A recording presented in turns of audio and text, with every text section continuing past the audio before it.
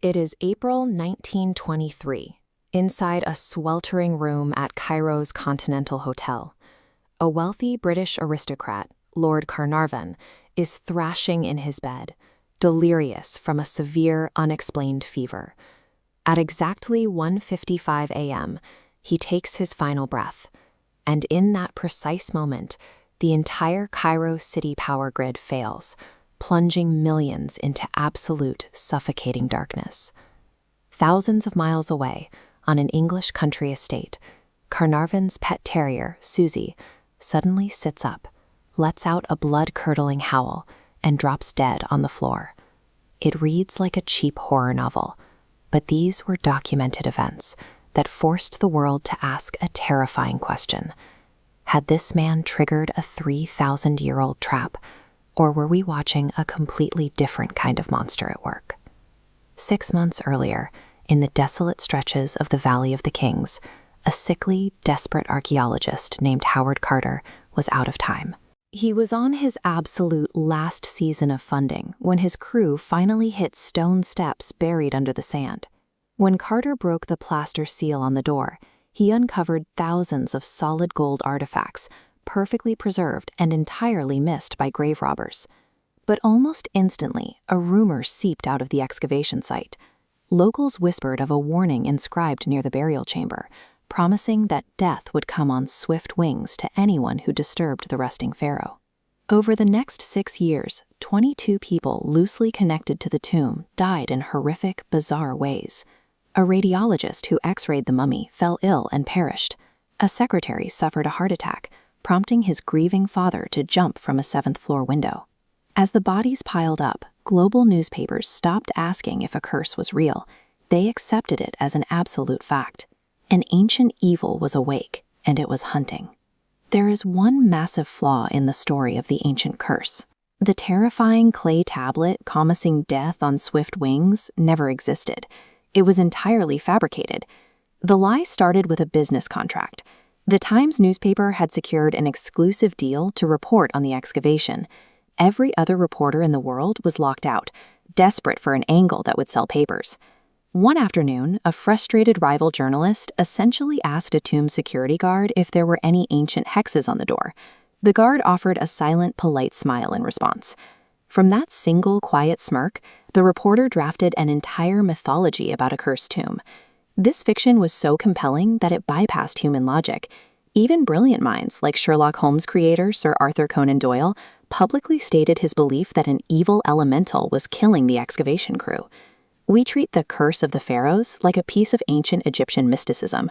In reality, it was an early 20th century prototype of viral fake news and clickbait. Let's look at the supposedly supernatural anomalies surrounding Lord Carnarvon's death. Yes, the lights went out in Cairo when he died, but in 1923, Cairo's electrical grid was notoriously unstable. Rolling blackouts were a standard daily occurrence.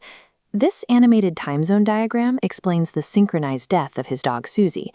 The legend says she died at the exact same moment, but she actually died at 4 a.m. in England, 4 hours after Carnarvon passed away in Egypt, separated by geography. As for the bizarre illnesses sweeping through the excavation team, there is a biological culprit. Many ancient tombs harbor Aspergillus niger, a microscopic fungus that survives for millennia and causes severe respiratory inflammation when inhaled. Breathing in ancient fungal spores is dangerous, but it was only a literal death sentence because the tomb was opened in 1922. At that time, life-saving antibiotics hadn't even been invented yet. Lord Carnarvon wasn't killed by an ancient hex. He was a man with already failing health who traveled to Egypt to escape cold English winters. He died because a mosquito bit his cheek. He sliced the bite open while shaving, and the wound developed a fatal bacterial infection. When you strip away the sensational headlines, you are left with a poor immune system, a lack of penicillin, invisible fungal spores, and sheer coincidence, all repackaged into a terrifying supernatural hit list. If the curse was fake, we must examine the supposed dark sorcerer who cast it. The flawless golden death mask projects an image of a powerful, divine ruler, but the physical body underneath tells a darker story. Tutankhamun was actually a frail, disabled teenager.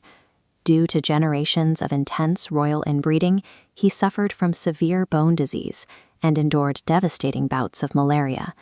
He had a clubfoot so painful that his tomb was packed with 130 walking sticks.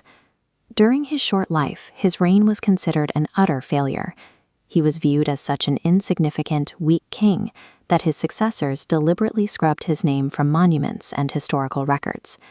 The only reason his tomb survived unlooted for 3 millennia isn't because of ancient magic. It survived because grave robbers simply forgot he existed. This timeline tracks the primary team, providing a logic test.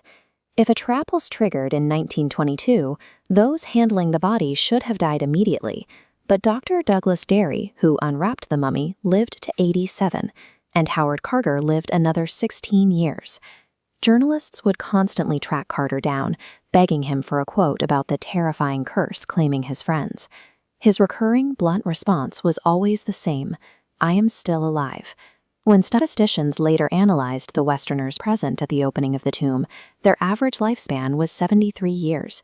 Given the medical standards of the 1920s, that was actually slightly higher than the average life expectancy.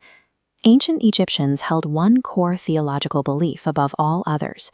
They believed a person only truly dies when their name is no longer spoken by the living.